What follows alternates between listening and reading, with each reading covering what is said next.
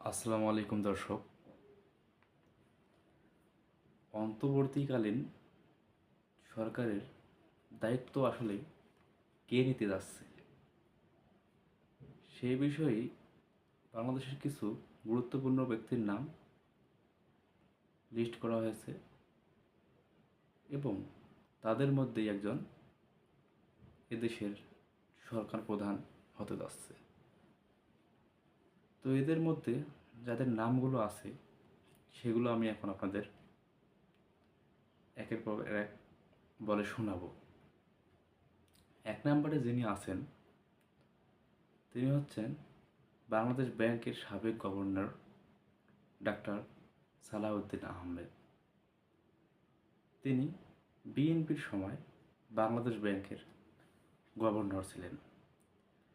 এবং 2 নম্বরে যে আছে বিজিবির সাবেক মহাপরিচালক লেফটেন্যান্ট জেনারেল জাহাঙ্গীর আলম চৌধুরী। এবং 3 নম্বরে যে ব্যক্তির নাম উল্লেখ আছে তিনি হলেন জাতীয় নদী রক্ষা কমিশনের চেয়ারম্যান মঞ্জুর আহমেদ চৌধুরী।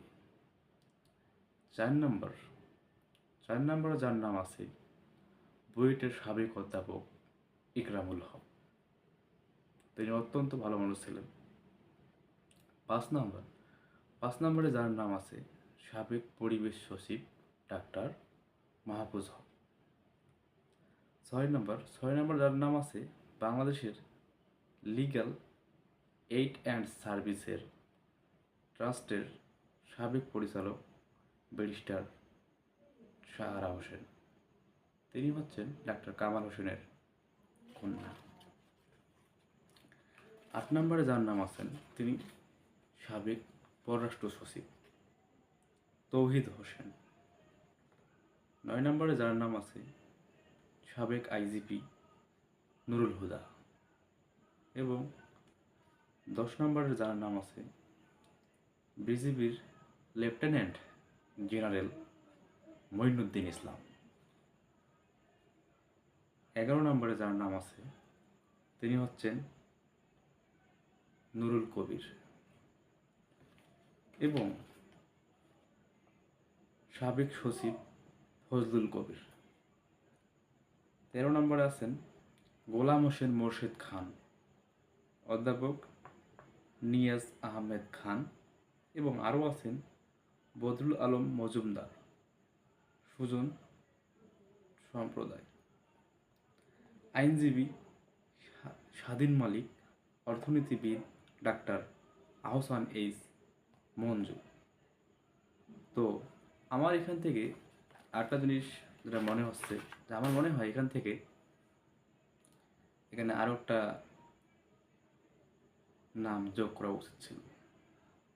কাদের? ছাত্র দলের মানে ছাত্রদের আর কি। ছাত্ররা যেহেতু আন্দোলন করছেন তাদেরও একজনের নাম রাখা উচিত ছিল। যেমন আমাদের আসিফ স্যার আছে, স্টুডেন্টরাও ভালো করছে। সমন্বয়ক যারা আছে 6 জনের একজন, এদের একজনের নাম দিলে আমার মনে হয় যে ভালো হতো। তো এই হলো অন্তর্বর্তীকালীন সরকারের প্ল্যানিং। এই কয়েকজনের যে নাম আছে এটা সবাই গুরুত্বপূর্ণ ব্যক্তি। আমার মনে হয় যে এদের মধ্যে একজনই বাংলাদেশের সরকার নির্বাচিত হবে। তারপর আমরা ধাপে ধাপে কার্যক্রম পরিচালনা করব। তো এই বলেই আমি আমার বক্তব্য শেষ করছি। আসসালামু আলাইকুম, ভালো থাকবেন সবাই। আর আমার চ্যানেলটা সাবস্ক্রাইব করে দেবেন প্লিজ প্লিজ।